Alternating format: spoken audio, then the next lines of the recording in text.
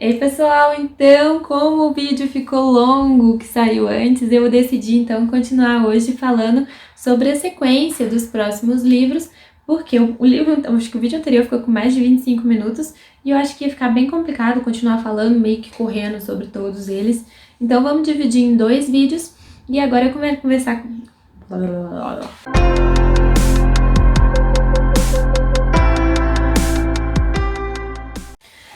E agora então eu vou começar a conversar com vocês sobre o quinto livro, que era para Sir Philip com Amor. É um dos meus livros favoritos, porque a Heloise é uma das minhas personagens mais queridinhas.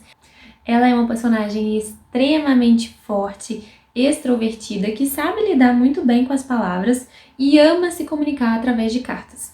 Então, quando uma prima sua distante faleceu, ela resolve enviar uma carta para o viúvo, para conversar com ele e prestar suas condolências. Porém, ele responde essa carta de uma pessoa que ele nem conhece muito bem, responde as cartas e começa a se comunicar com Heloise. Ele começa a entender então que Heloise é uma solteirona que ainda não encontrou o par perfeito, que é uma pessoa com uma mente extremamente inteligente e que por acaso poderia ajudar ele a criar os seus filhos. Sir Philip, na realidade, foi casado com uma prima de Heloise e ela era uma pessoa extremamente apática. Desde que ela teve os filhos gêmeos, ela não saía do quarto, vivia chorando. Na realidade, eu acredito que ela tenha tido um diagnóstico de depressão, porém era uma doença que não era muito falada na época. Inclusive no livro, ela morre porque ela tenta se suicidar entrando num lago gelado no meio do inverno. Ela não consegue porque o Philip salva ela no meio do caminho, porém ela morre alguns dias depois de pneumonia. Os filhos gêmeos que eles têm são totalmente descontrolados, já que eles não têm a presença da mãe, acabam pregando sempre peças, nunca conseguem manter uma babá por muito tempo. E o Philip então se vê numa emboscada naquela casa gigantesca, tendo que cuidar dos filhos e não dando conta de fazer as coisas corretas durante o processo. Então, quando ele começa a se comunicar com Heloise e percebe que ela já tem uma idade avançada para a época, né, 29 anos, não tinha se casado ainda, e ele entende que ela tinha recusado vários partidos por achar que nenhum se encaixava no perfil dele, ele resolve mandar uma carta pedindo ela em casamento. Heloise então fica encucada com essa proposta e com essa audácia, mas ela resolve então conhecer o Sir Philip, que já estava deixando ela bastante intrigada com todas as respostas e a comunicação que eles estavam tendo. Já que a melhor amiga de Heloise estava se casando, uma amiga que ela tinha decidido passar a velhice juntas, caso nenhuma delas se casassem, ela decide então dar uma chance para o Sir Philip. E no dia do casamento da melhor amiga, ela arruma as malinhas dela, sai escondido de todos os familiares, deixa só um recadinho e vai para casa do Sir Philip para tentar conhecer esse viúvo que está fazendo essa proposta tão doida para ela sem nem ao menos conhecê-la. Quando Heloise chega lá, o Sir Philip toma um susto, porque ele imaginou que devia ser uma solteirona meio esquisita, mas encontra Heloise, uma jovem de uma mente perspicaz, extremamente bela, extremamente ativa, e os dois então começam a se apaixonar. Até a família dela descobrir que ela fugiu de casa para ir para casa de um homem, o que não é uma coisa nada aconselhável na época. Então a gente vai ver se desenrolar, esse amor crescendo aos pouquinhos, vai ver Heloise enfrentando toda essa rebeldia dos gêmeos que foram criados sem mãe, vendo apenas a mãe enfurnada num quarto e o pai nem sempre tão presente, já totalmente descontrolado da educação deles, e vai ver esse amor crescendo e Heloise se envolvendo com os gêmeos e com o Sir Philip. Eu adorei essa história, é muito fofinha, eu amo Heloise e eu acho que eu gosto dela mais pela impetuosidade dela, pela capacidade de falar sem ter medo de ser julgada. Eu vou ler então 2 quotes que eu separei sobre Heloise e sobre esse livro para vocês. Não deveria ter deixado que ele a beijasse. Quem sabe que liberdade ele tentará tomar na próxima vez em que vocês se encontrarem. Mas acho que o que está feito, então só me resta perguntar. Foi bom? Outra quote é: nunca lhe ocorreu que você não necessariamente deva colocar em palavras tudo o que pensa ou sente? Já, respondeu Heloise, o tempo todo. Ela desviou o olhar, desconfortável, com a estranha sensação de vazio que experimentou, mas não consigo evitar. Então, depois que a gente lê esse livro da espirituosa Heloise, a gente vai passar então pro próximo livro, que é o livro da Francesca, que é O Conde Enfeitiçado. Francesca é uma das irmãs Bridgertons que menos aparece nos livros anteriores, porque ela se casou muito nova, foi amor à primeira vista. Ela se casou e foi morar próximo da Escócia, é uma região um pouco longe de Londres, então ela não conseguia ir sempre na casa da mãe e tudo mais, então ela era uma personagem que vivia um pouco mais isolada. A história de Francesca é a história mais sofrida de todos os livros e a mais complicada. Francesca então casa muito cedo, aos 19 anos, ela é totalmente apaixonada pelo marido, casou por amor e se vê viúva logo cedo e repentinamente. O marido dela não ficou doente nem nada. De um dia para a noite ele sentiu fortes dores de cabeça, sentou para descansar. Quando Francesca foi procurá-lo, ele já estava morto. Ela entra então num luto terrível. Ela acredita que possa estar grávida dele assim que ele morreu. Ela passa por todo um processo e acaba perdendo o filho. Na realidade, eu até fiquei na dúvida se ela passa por uma gravidez psicológica por causa dessa morte ou se realmente ela perde um filho.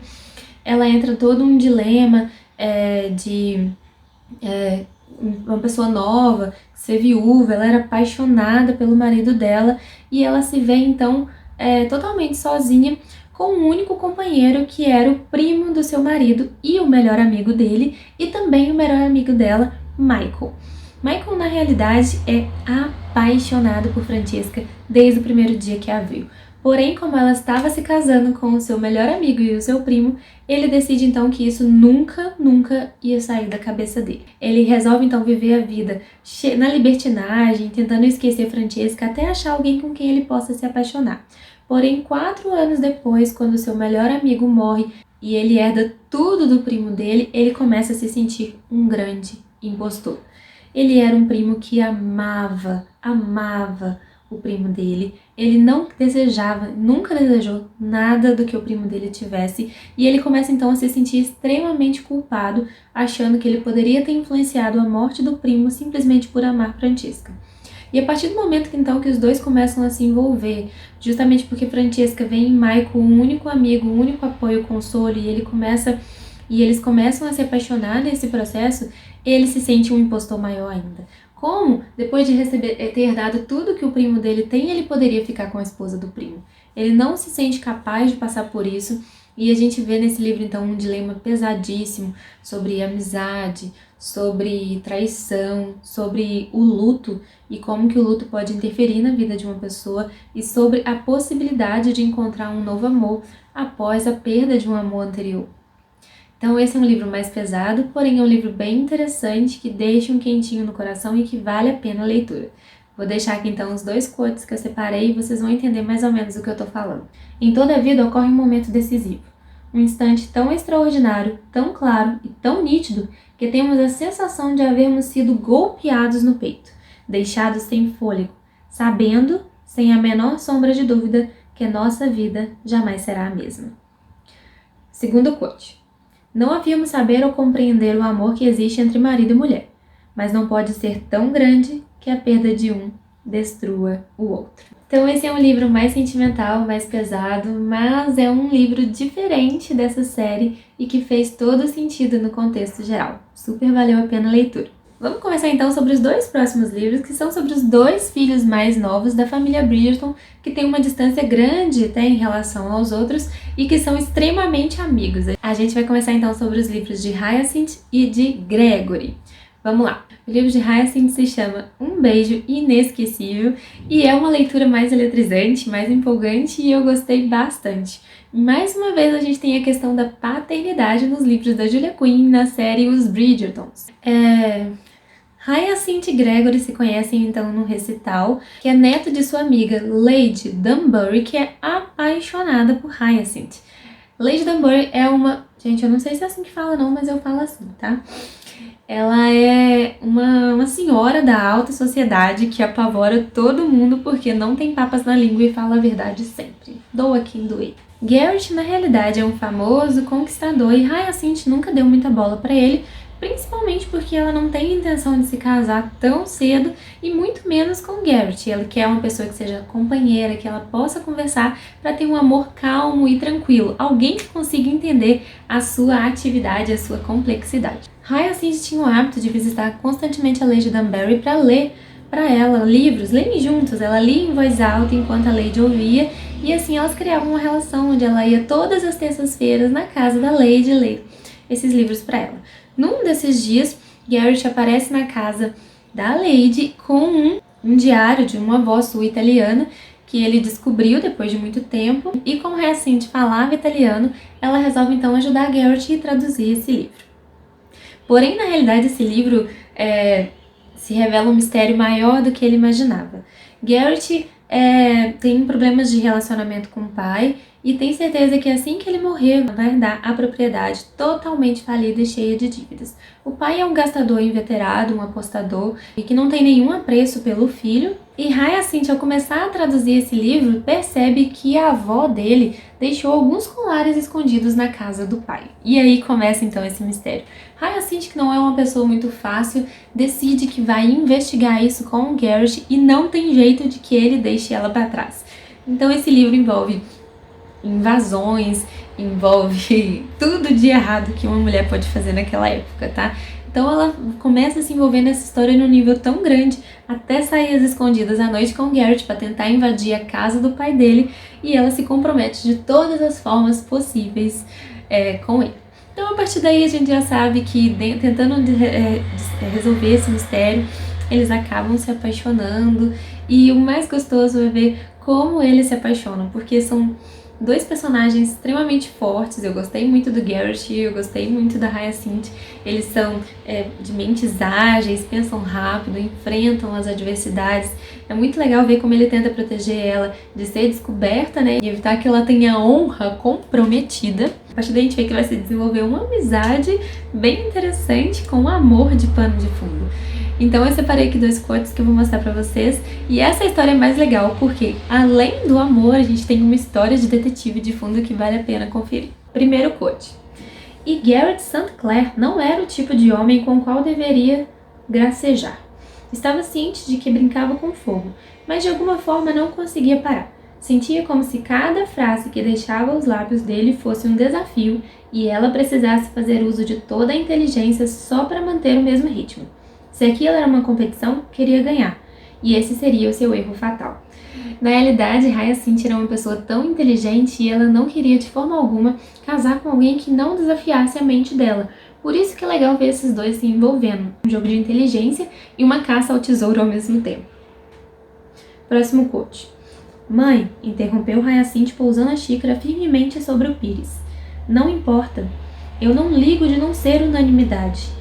Se eu quisesse que todo mundo gostasse de mim, teria que ser boazinha e encantadora, sem graça e enfadonha o tempo todo. E isso não seria nada divertido, certo? Então vamos agora, pessoal, para o último livro que a gente vai conversar hoje, que é o livro A Caminho do Altar, do Gregory.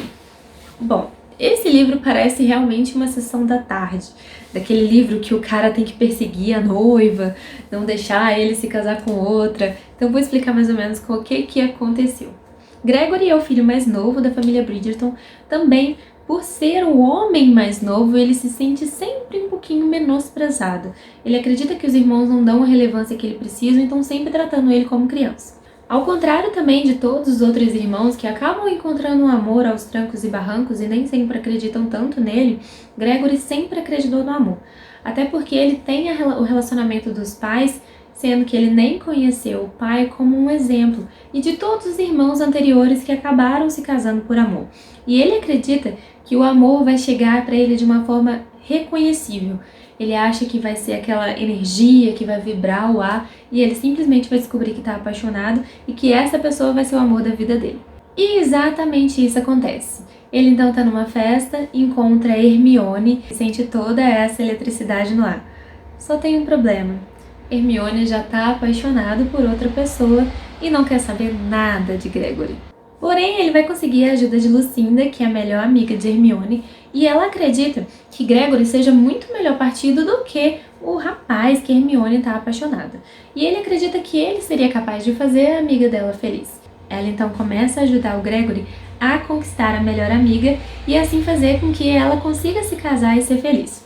A Lucinda, na realidade, nem pensa em que o Gregory seria alguém que se interessaria por ela, até porque ela já está prometida em casamento há muito tempo atrás a um amigo da família, do pai dela, que o tio prometeu ela em casamento, e ela não vai discutir sobre isso, até porque ela acredita que esse rapaz vai ser um bom partido, vai tratar ela bem, e é só isso realmente que ela se interessa. Ela não tem grandes ambições e grandes aspirações, ela não acredita que vai encontrar um grande amor arrebatador. Ela só quer alguém que a trate bem e cuide dela. Porém, à medida que ela tenta fazer com que Hermione se apaixone por Gregory, quem acaba se apaixonando é ela. Gregory, então, que acredita que está apaixonado por Hermione, perdidamente apaixonado porque sentiu aquela eletricidade no ar, começa então a achar que todo relacionamento que ele tem com Lucinda é de amizade. Até que, infelizmente tarde demais, ele percebe que está apaixonado pela Lucinda, pela convivência e tudo mais. Ele percebe que o amor não é algo instantâneo, é algo que vai se conquistando. Porém, a Lucinda não está disposta a deixar o casamento anterior para poder ficar com ele. Ou será que tá? Esse livro realmente parece uma sessão da tarde ou um dramalhão mexicano daqueles. Eu adorei a leitura, li super rápido, eu acho que eu li esse livro em um dia, um fim de semana aqui que eu tava em casa, porque você fica querendo saber o que vai acontecer, o que é o final, tem tiros, tem sequestro, é um livro super agitado com um romance de pano de fundo. Eu gostei bastante, apesar de ser um dos livros que algumas pessoas não consideram tão bom. Eu achei um livro de entretenimento super válido. Eu gostei bastante do desenvolvimento do romance, de toda a questão de correr atrás da noiva, evitar casamento. Eu adorei, tá? Então é um livro que eu indico. É um bom desfecho para a série, sendo que na realidade tem um livro depois que eu vou comentar rapidinho com vocês, mas dos 8 irmãos, eu achei que foi interessante o desfecho pro irmão mais novo, pro Gregory, e vamos pros contos. E então ela o viu. Seus olhos brilharam e seus lábios se curvaram num sorriso. Ela sorriu. Para ele, aquilo o preencheu quase a ponto de fazê-lo explodir. Foi apenas um sorriso, mas era tudo o que ele precisava. Próximo quote. Ele a conhecia, percebeu, realmente conhecia. Não só as coisas usuais, na verdade, ele não sabia as coisas usuais, como a cor favorita dela, o seu animal ou comida preferida. Mas não importava se não sabia se ela preferia rosa, azul, roxo ou preto. Ele conhecia seu coração, queria o seu coração, e não podia deixar que ela se casasse com outra pessoa. Então assim, pessoal, leiam um livro, eu só acho que vocês vão gostar bastante, vão achar bem agitado, bem interessante, um livro que não dá sono, apesar de ser um dramalhão. Eu super gostei da leitura. Eu queria falar com vocês também sobre o último livro que veio, que são o Felizes para Sempre. A Julia Quinn pegou todas as histórias, tanto que são 8 contos, aliás, são 9, e fez um fechamento alguns anos depois de cada livro, respondendo às vezes alguma questão que ficou solta, alguma coisa que não ficou bem esclarecida no livro anterior. É uma leitura que vale muito a pena, é uma delícia voltar em cada um, sentir um pouquinho o amor de cada um, como é que tá tudo se desenvolvendo, ver os filhos deles, é muito legal. E tem um conto mais interessante de todos, que é o conto da Lady Bridgerton, que a gente vai ver como os pais deles se apaixonaram, como tudo aconteceu, como ele morreu, como a Lady Bridgerton se sentiu tendo que criar todos os filhos sozinha. Então assim, vai explicar a relação que ela tem com Hyacinth, que é a filha mais nova de todos, por que ela se identifica tanto com Hyacinth, que nem chegou a conhecer o pai. E a gente vai perceber como essa família é bem estruturada e envolta em amor. É um ótimo fechamento para a série, eu super indico essa série, pessoal. Espero que eu não tenha falado demais e tenha sido mais específica sobre cada livro. É uma série que eu indico para vocês, principalmente para quem está precisando dar um gás nas leituras e quer ler alguma coisa mais leve, que traga um quentinho no coração. Beijos e até a próxima!